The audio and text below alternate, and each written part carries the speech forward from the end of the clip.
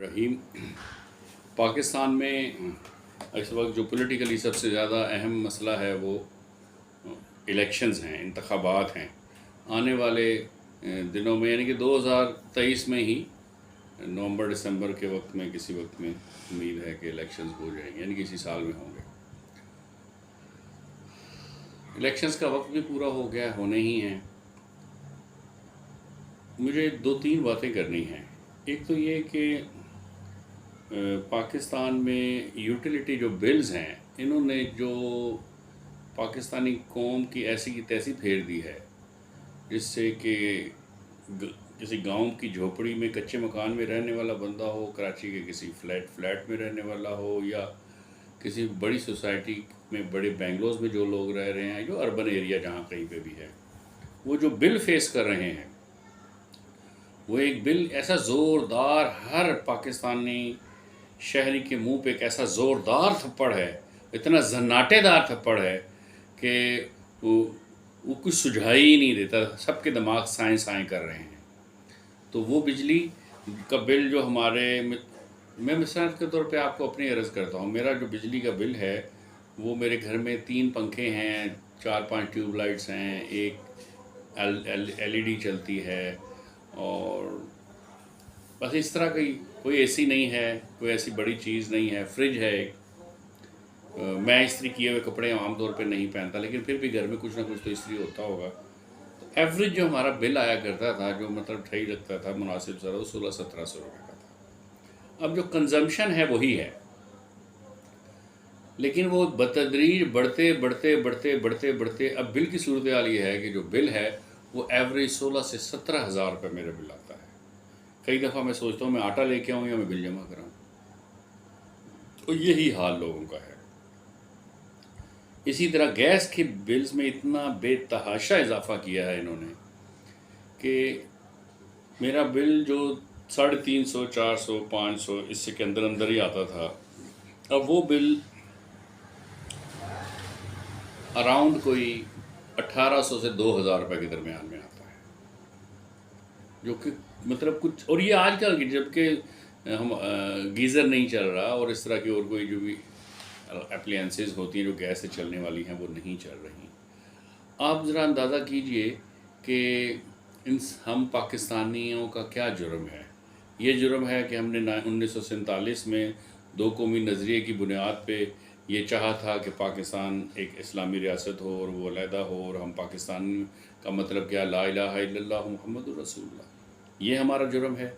और ये खून हमारे से कौन चूस रहा है?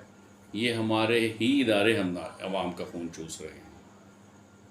मैं गैस के बिल की इंस्टॉलमेंट करवाने के लिए गया तो उन्होंने कहा नहीं, वो इस बिल के ऊपर क्योंकि डिस्कनेक्शन सेंट लिखा हुआ आ गया है कि गैस काट देने के ऑर्डर्स जारी हो गए हैं मुतल्लिका इदारे को, तो अब इसकी ना किस्त नहीं हो सकती। जबकि कराची में ना, जब जो बिजली काटने या गैस काटने के लिए गाड़ी आती है ना, उसके अंदर एक ऑफिसर भी बैठा हुआ होता है, और वो जब काटने के लिए आते हैं तो वो पूछते हैं पहले, और अगर आपके ना हमने बिल जमा कराने से किस्त कर दें, तो वो उसी गाड़ी में बैठे बैठे आपके घर के दरवाजे के ऊपर उस बिल की किस्त कर देता कि आप ये करें कि 2 दिन में जमा करवा दें इसको। ना सिर्फ ये, बल्कि ऐसा भी है कि 70, 75, 78 हज़ार रुपये का बिल, लाख रुपए का बिल है, तो वो कहते हैं आप ना करंट बिल देते रहें और 2-2, 3-3 हज़ार रुपये पीछे वाले से भी दे के ना अपना किस्तें ख़त्म करवा लें। जबकि पंजाब में क्या है? पंजाब के साथ जुल्म यह है कि सबसे पहले मतलब वो बात ही नहीं सुनना चाहते। वो चाहते हैं फ़ौरन हमें बिजली काट दें, फ़ौरन ये गैस काट दें सामने वाले की।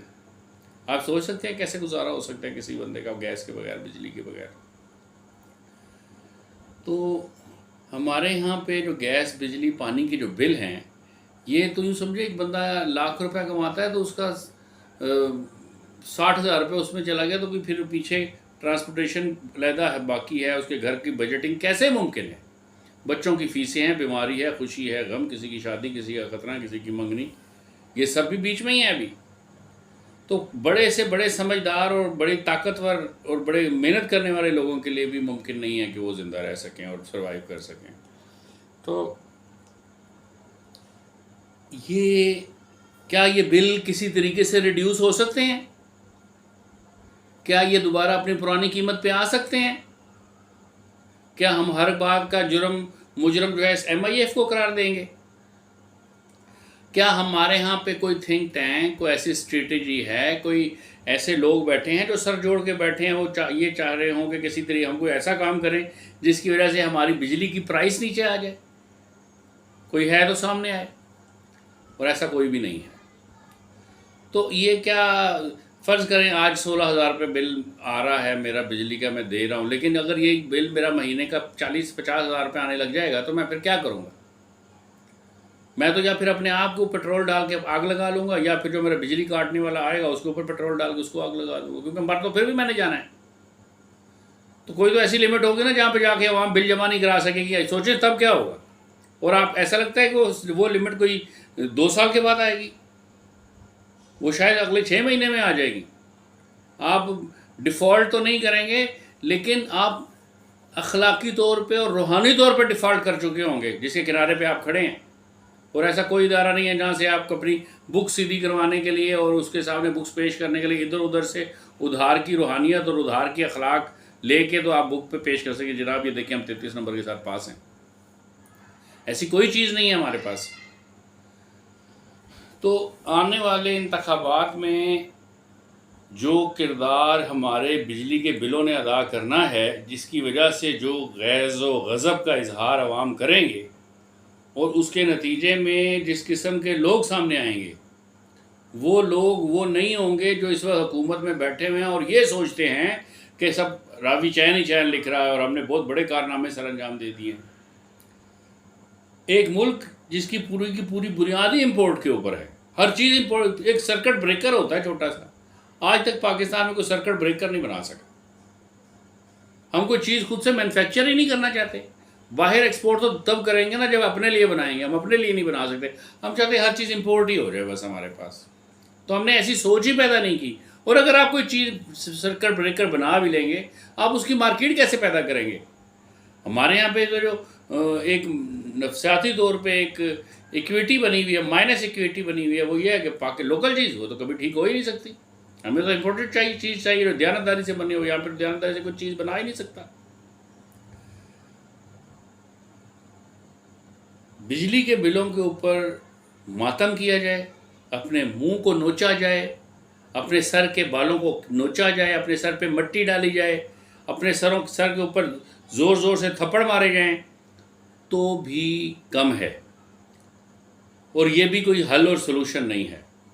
मकसद सिर्फ बीमारियां बयान करना नहीं है, सलूशन के ऊपर भी बात करनी है।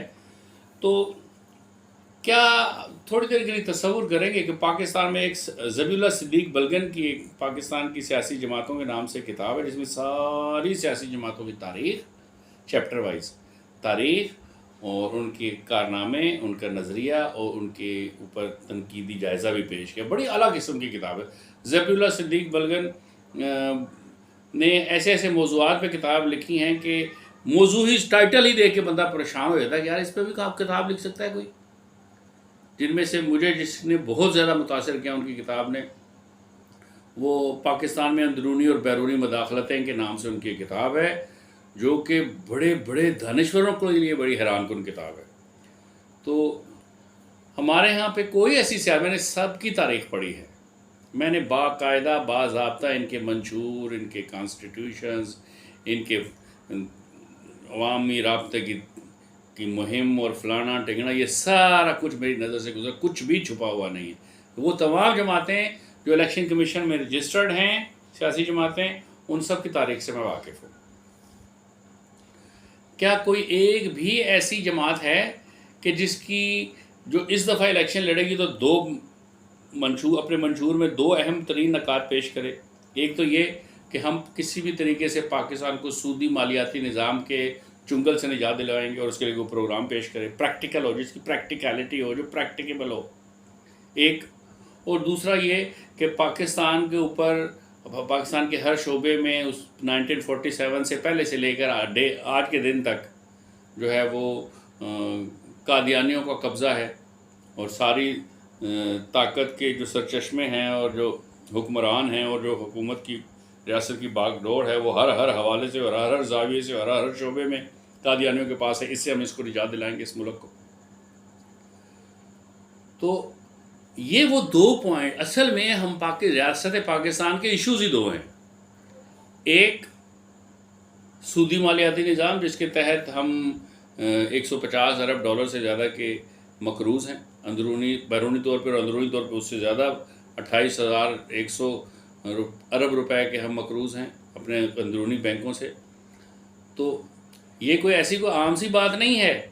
ये 2000 ये कुछ बड़े बड़े माहिरीन माशियात का ख्याल है कि सन 2030 तक पाकिस्तान का जो एक अमेरिकन जो एक डॉलर है उसकी वो जो आज हम 250-300 रुपए के दरमियान या 300 पौने 300 के दरमियान है इस वक्त रेट डॉलर का, ये डॉलर 6-7 लाख रुपए हम देंगे तो एक डॉलर आएगा। 2030 में इतना बड़ा फ़र्क पैदा हो जाएगा पाकिस्तानी रुपी और डॉलर के दरमियान। ये ज़्यादा दूर नहीं है। क्या ये बात जो मैं कर रहा हूँ ये ठीक है? आप देखें तुर्की का जो लीरा था उसके साथ क्या हुआ। जब इसी तरह का फ़र्क पैदा हुआ तो आहिस्ता आहिस्ता उन्होंने अपनी करेंसी को लीरा को डिवैल्यू करते करते करते ऐसी पोजीशन पे ले गए, ऑप्शन ही कोई नहीं होता डिवैल्यू करने के अलावा अपनी पेपर करेंसी को, कि लीरा और अमेरिकन एक डॉलर के दरमियान अराउंड 6-7 लाख लीरे का फ़र्क पैदा हो गया। यानी कि अब 6-7 लाख लीरा की जो करेंसी है वो ले जाके जब बैंक में जाए तो बैंक आपको एक डॉलर का नोट देता। तो क्या इलाज है हमारे पास इसका? क्या हल है हमारे पास इसका? है कोई हल? है कोई ऐसी सियासी जमात जो बकवास और झूठे और बेईमानियों के नारे लगाने के अलावा और बरादरीज़म और पावर पॉलिटिक्स से ऊपर उठकर कोई ऐसा मंशूर पेश करे जिसमें वो कहे और खुलेआम कहे और बबांगे दोहल कहे कि पाकिस्तान के दो ही मसाइल हैं, एक सूदी मालियाती निज़ाम जिससे कि हमें निजात नहीं हासिल होगी तब तक हमारी इकानमी जो खड़ी नहीं होगी, और दूसरा जो है जब तक हमारी रियासत जो है वो कादियानियों के शिकंजे से आज़ाद नहीं होगी तब तक पाकिस्तान अपने पैरों पे खड़ा नहीं हो सकेगा। ये दो बातें, ये दो अहम हक़ाइक़, ये ज़िंदगी पाकिस्तानियों की ज़िंदगी के जो सबसे बड़े दो नासूर हैं वो ये हैं। क्या आइंदा आने वाली सियासी जमातों में से कोई जमात ऐसी होगी, पीपल्स पार्टी, नून लीग, PTI, कोई भी जमात, मुस्लिम जमात इस्लामी, जमीयत उलमा पाकिस्तान, जमीयत उलमा इस्लाम, कोई भी ऐसी जमात होगी, MQM हो गई, मुस्लिम लीग फंक्शनल हो गई, मुस्लिम लीग कायदे आज़म हो गई, मुस्लिम लीग जुनेजो हो गई, मुस्लिम लीग शहीद जुल्फ़िकार अली भुट्टो नाम नहाद वो हो गई, क्या इनमें से कोई ऐसी जमात होगी जो खड़ी होकर कहेगी कि ए मेरे अजीज़ हमवतनों, रियासत पाकिस्तान के दो मसाइल हैं, एक आलमी सूदी निज़ाम जिसके तहत हमारा बाल बाल कर्ज़े में डूब गया है, हमें एक्वाडोर और अर्जेंटीना और ब्राज़ील के तरीक़ेकार पे, उनके पैटर्न पे अमल करते हुए इनसे निजात हासिल करनी है, और दूसरी वो ये कहेगी कि दुनिया पाकिस्तान के तमाम मसाइल की जो बुनियाद, जो जड़ है, जो सरतान है, जो कैंसर है, वो कादियानी है और उनका निज़ाम है। और हमें अगर हुकूमत मिली तो हम पाकिस्तान में से महंगाई को ख़त्म करेंगे, सूदी निज़ाम को ख़त्म करेंगे, ये आलमी मालियाती सूदी बैंकिंग का जो निज़ाम है इसको हम पाकिस्तान को उससे निजात दिलवाएंगे, और इसके साथ साथ हम रियासत के हर इदारे में से जहाँ पे भी कादियानी बैठे वहाँ पे सब मुसलमानों को ऊपर लेके आएंगे। और ये जो एक रबवा ड्रिवन हमारे यहाँ पे पॉलिटिक्स है या कारोबार रियासत है, इसको हम हमेशा हमेशा के लिए ख़त्म कर देंगे। तो ये वो दो बातें, अगर कोई इसको एड्रेस नहीं करता है, मैं ये आम आवाम से बात करूँ, देखो मैं बड़ी तकलीफ़ होती है मुझे ये देखकर कि पाकिस्तान के जो बहुत बड़े बड़े नाम हैं, जैसे जावेद चौधरी हो गया, जैसे वो शाहजेब खानज़ादा हो गया, या वो कामरान ख़ान हो गया, या फिर वो तलत हुसैन साहब हो गए, बड़े डिसेंट उर्दू बोलते हैं, या फिर इसके अलावा इफ्तिखार काज़मी साहब हो गए, या फिर इसके अलावा जितने भी लोग व्लॉग्स करते हैं मुसलसल बैठकर यूट्यूब के ऊपर, जो पल पल के तजिए की रिपोर्ट, आज इमरान खान फ़लाँ अदालत में पेश हुए, सागर के बारे में ये बात हुई, फ़लाँ अपने स्टेटमेंट से उन्होंने फिर यू टर्न ले लिया, आज वो फ़राह गोगी ने इटली की पाकिस्तान की एम्बेसी में एप्लीकेशन दे दी कि मैं स्टेटमेंट देना चाहती हूँ, या फ़लाँ जो है वादा माफ़ गवाह बन गया, बंदयाल ने फ़लाँ फ़ैसला उसके फ़लाँ के ख़िलाफ़। ये क्या बातें हैं? ये पाकिस्तान के इश्यूज़ हैं। नवाज शरीफ पाकिस्तान आएंगे और फिर वो मुहिम चलाएंगे और हमारे आइंदा आने वाले वज़ीर आज़म नवाज शरीफ होंगे। अरे भाई हमें क्या लगे इससे नवाज शरीफ होगा? ये आम आदमी के मसाइल कैसे हल होंगे? कोई भी किसी को भी बिठाएं और उसे कहें कि भाई ये तुम्हारे पास कोई प्रोग्राम है, पूछे ना कोई सवाल। कोई गुनाह की बात तो नहीं है, कोई जुर्म तो नहीं है। कोई पाकिस्तान के आएंगे तो कोई ताज़ीरात में से तो कोई ताज़ीर तो नहीं लग जाएगी किसी भी एंकर के ऊपर अगर वो ये सवाल करे। पाकिस्तान के जो मेन स्ट्रीम लीडर्स हैं, जरदारी समेत, नवाज शरीफ समेत, शहबाज शरीफ समेत, और वो क्या नाम है उसका, मौलाना फजलुर रहमान समेत, PTI के लीडरों समेत, कि भाई ये जो पाकिस्तान का जो सूदी मालियाती निज़ाम है, इससे निजात के लिए आपके पास क्या प्रोग्राम है? ऐसा प्रोग्राम बता जो आवाम को समझ में आए। हमारे मुल्क के अवाम का तो 91% 92% इस तरह की हमारी इकॉनमी है जो 100% हलाल है। हमने अपनी जिस इन्वेस्टमेंट के साथ काम कर रहे हैं वो रेडी है या बड़ा होटल है या कोई जंगल है या कोई दरख्त है या कोई खेत है या कोई स्कूल है या कोई भी काम है, वो सारे लोगों ने अपनी ज़ाती इन्वेस्टमेंट के साथ किए हुए हैं, बैंक से कोई कर्जा नहीं लिया हुआ। तो हम क्यों भाई ये कर्जा हम क्यों अदा करते हैं? ये सूद हम क्यों दे रहे हैं? सूद दर सूद देने के पाबंद क्यों है हम 24 करोड़ अवाम? इससे निकलने का कोई तरीका है उनके पास? कोई वे आउट है? नहीं है तो उनको किसी को वोट ना दे। कोई तो हो जो उठ के खड़ा हो, जो ये बात करे कि पाकिस्तान का मेन स्ट्रीम मीडिया, पाकिस्तान का सारा बैंकिंग सेक्टर, पाकिस्तान की सारी जुडिशरी, पाकिस्तान की जितनी भी एग्जेक्टिव है, ये जितने भी इदारे हैं, इन सब के ऊपर जो असल हुकूमत, असल ताकत और असल जो सरबराह हैं इसके, वो सब जो है या कादियानी है या हिडन कादियानी है या कादियानी नवाज हैं। और जब से पाकिस्तान बना सूरत हाल इसी तरह की है।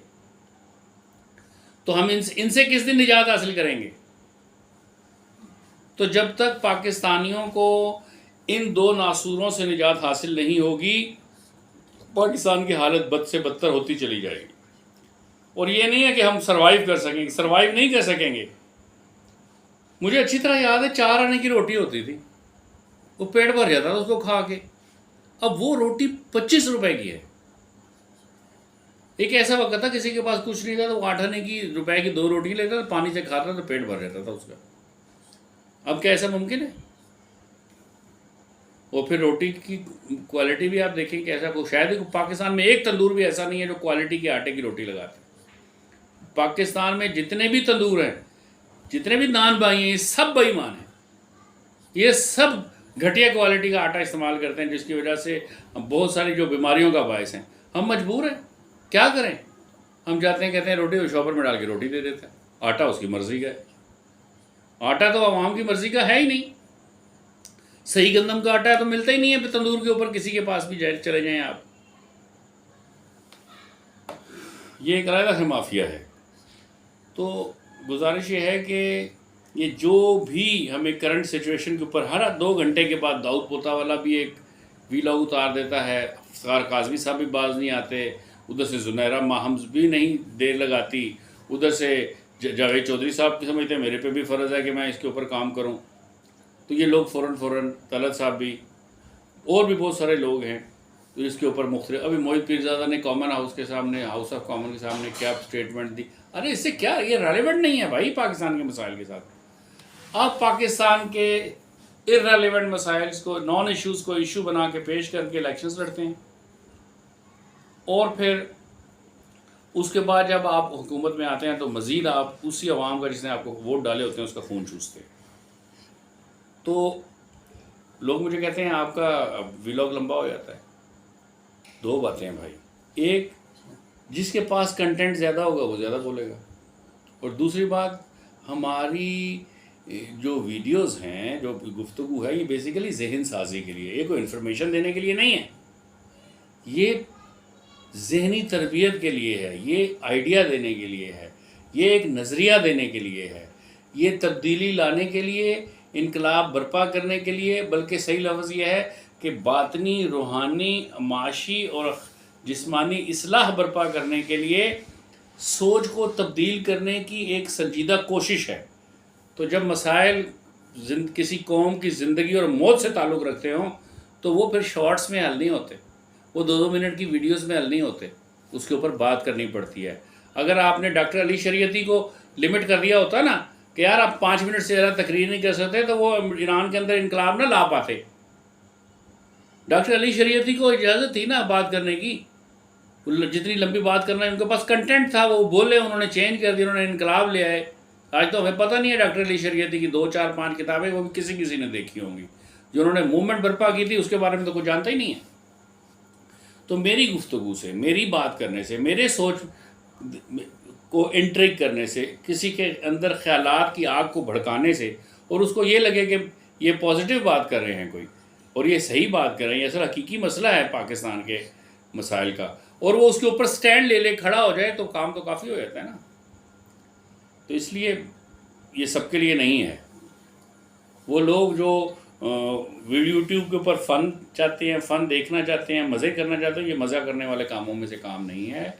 ये काम बुनियादी तौर पे संजीदा काम है। ये वो काम है जो उलमा के करने का काम था। आज ज़रूरत इस बात की है कि अभी जैसे इलेक्शन आ रहे हैं तो पूरे पाकिस्तान की मसाजिद में मंबर रसूल पे बैठे हुए उलमा कराम 2 इश्यूज़ के ऊपर बात करें। वो कहें भाई ये आलमी मालियाती निज़ाम से हमारे सियासी रहनुमा कैसे हमें निजात दिलवाएंगे, ये पूछो इनसे। जुम्मे की तकरीर करें इसके ऊपर। और साथ में ये भी कि ये हम किसी के पीछे नमाज़ पढ़ रहे थे, 20 साल बाद पता चलता है कि जिसके पीछे 20 साल तक जमात से हम नमाज़ पढ़ते वो कादियानी निकल आया। तो ये ख़त्म नबूवत के मुनकिर हैं। तो इनसे कैसे निजात, दोनों नासूरों से कैसे निजात दिलाएंगे ये? और इसके ऊपर कोई सॉलिड कंक्रीट प्रोग्राम है तो सामने लेके आए, मीडिया के सबके सामने बयान करें और लोगों को इस बात के लिए मोटिवेट करें। अगर फ़र्ज़ करें आपके पास मीडिया आपके कब्ज़े में नहीं है, मिंबर रसूल पे तो आप बैठे हो ना, मस्जिद में तो लोग चल के आपके पास आते हैं ना, तो बात करें आप आम आदमी से भी बात करें। आप रोज़ाना लोगों को बताएं ये बात कि पाकिस्तान के 2 ही मसाइल हैं। एक सूदी निज़ाम के तहत जो हमारे ऊपर कर्जे हैं वो, इसका हल चाहिए हमें, ज़ीरो चाहिए हमको ये। और दूसरा, कादियानियों से निजात चाहिए पाकिस्तान को। वरना जिस तरह का बदहाल पाकिस्तान होता चला जा रहा है, जितना ज़्यादा बदहाल होगा पाकिस्तान, उतनी ज़्यादा कादियानियत फैलेगी यहाँ पर, उतना ज़्यादा ये कादियानियों को फेवर करेगा, उतना ज़्यादा लोग ईमान, रोटी के लिए अपना ईमान बेचेंगे। रोटी के लिए लोग अब एक पानी के बर्तन के लिए और रोटी के चंद लुकमों के लिए जो है वो जब इतना तंग आ जाएंगे कि वो ख़त्म नबूवत का इनकार कर देंगे। उनको लगेगा अगर ये इनकार करने से हमारी ज़िंदगी में ये माशी आसानी पैदा होती है तो कर दो भाई, बाद की बाद में देखेंगे। और ये जितनी बदतर हालात इसके होंगे उतने ज़्यादा कादियानी खुश होंगे, और जब वो खुश होंगे और जब उनके हाथ सब कुछ उनके कब्ज़े में आता चला जाएगा और लोग अपने आप को बेकस और बेबस महसूस करेंगे। मेरे पास 2 दिन पहले एक प्लम्बर आया, मैंने कहा भाई क्या करते हो, क्या नाम है तुम्हारा? कहने लगा कि मेरा नाम जुनैद है। बड़ी उम्र का था, सफ़ेद दाढ़ी थी। मैंने कहा बाहर कहाँ रहे हो? कहा सऊदीया में 20 साल रहा हूँ। ऐसी कोई बात हुई कि पाकिस्तान के हवाले से कोई बात हुई तो उसने कहा जी क्या करें, बेड़ा गर्क हो गया, सारा पाकिस्तानी कादियानियों के कब्जे में चला गया। लेकिन किसको कहें और किसको सुनाएं और किससे बात करें? यानी कि वो बेबसी और बेकसी का इजहार कर रहा था। यही बेकसी और बेबसी जब 10 15 20 करोड़ लोग इसका इजहार करेंगे और कुछ कर नहीं सकते होंगे तो वो फिर क्या होंगे? कन्वर्ट होना शुरू हो जाएंगे। अभी भी हो रहे हैं पूरी दुनिया में। ये जो हम कहते हैं ना इस्लाम फैल रहा है, इस्लाम फैल रहा है, कौन सा इस्लाम फैल रहा है? तो लोगों को तो नहीं पता ये कौन लोग हैं जो हमें कलमा पढ़ा रहे हैं। तो ज़्यादातर ख्याल यही है, गुमान यही है और स्टडी यही बताती है कि ज़्यादातर कादियानी ही हैं जो बाहर तबलीग कर रहे हैं। हम खुश हो रहे हैं कि लोग मुसलमान हो रहे हैं, हम तालियां बजा रहे हैं। और जितने भी फॉल्स फ्लैग ऑपरेशंस होते हैं कुरान पाक की बेहुरमती के या दूसरे तीसरे इस तरह के, हम इनके ऊपर रिएक्शन देते हैं। इसके ऊपर किसी वक्त फिर व्लॉग करेंगे। ये भी एक संगीन और सुलगता हुआ मसला है। तो आखिर में मैं ये चाहता हूँ, ये तमन्ना करता हूँ कि मेरी मुल्क, मेरे पाकिस्तान में मेरे पाकिस्तानी अवाम, मेरे जवान, मेरे बच्चे, मेरे बेटे किसी ऐसी सियासी जमात की बुनियाद रखें, किसी ऐसी सियासी सोच की हामिल, किसी ऐसी फ़िलासफ़ी को मानने वाली सियासी जमात की बुनियाद रखें जिस तरह पीपल्स पार्टी की बुनियाद थी ना, रोटी कपड़ा और मकान पे। तो कोई ऐसे नारे पे बुनियाद रखें जिस नारे में 2 लफ्ज़ ज़रूर आते हों, नो बैंक्स नो कादियानी।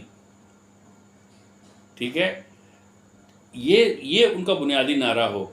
और वो एक ऐसा माशी प्रोग्राम पेश करें जिसकी में से आम आदमी को ये समझ आए सादा लफ्ज़ों में कि हाँ यार अगर इस पर अमल करें ना तो पाकिस्तान सूद के निज़ाम से निकल आएगा बाहर, और हाँ यार अगर हम इस पर अमल करें ना तो पाकिस्तान में हर बड़े इदारे के हेड जो हैं वो सारे के सारे मुसलमान हो जाएंगे, अब मुसलमानों के अलावा और कोई आ नहीं सकेगा।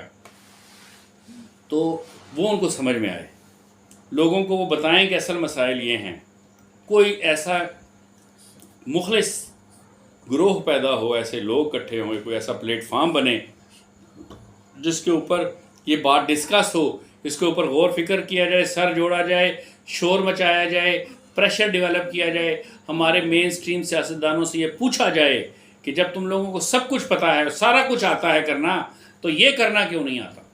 और तुम लोग अगर सच्चे ही हो, पाकिस्तान से मुखलिस हो, तो फिर तुम लोगों ने ये बात क्यों नहीं की? ये बात किसी और बंदे ने क्यों की जिसका कोई पॉलिटिकल बैकग्राउंड नहीं है? तो आखिर में ये जान जाइए कि ये हमारे मुल्क का पूरा निज़ाम और पूरा मालिया मईशत, ये मईशत सारी सूदी निज़ाम पे पर खड़ी है। और हम और जो हमारा सियासी निज़ाम है और जो हमारी रियासत का जो कारोबार है, रियासत है, जो भाग दौड़ है रियासत की, ये कादियानियों के हाथों में है। इन दोनों से मालियाती निज़ाम ने, सूदी मालियाती निज़ाम ने जो हमारे हाथ पांव बांधे और मुंह पे टेप लगाई हुई है, ये हमने अपने हाथ पांव की जंजीरें खुद काटनी है, अपने मुंह को, अपने लबों को खुद आज़ाद करना है, और हमने इस आलमी मालियाती निज़ाम को ना करनी है। पता नहीं कोई 93 के 95 ट्रिलियन के फ्रिलियन डॉलर्स का कर्जा है इस वक्त पूरी दुनिया के मुल्कों के ऊपर। अभी हाल ही में अक़वाम मुत्तहिदा के सेक्रेटरी जनरल ने इसके ऊपर रिपोर्ट पेश की है कि आलमी मालियाती सूदी निज़ाम ने पूरी दुनिया के एक एक मुल्क को सूदी कर्जे में जकड़ लिया है। मकसद क्या है इनका? ठीक है, तो इन सब चीज़ों को समझने की और इनके ख़िलाफ़ खड़े होने की ज़रूरत है।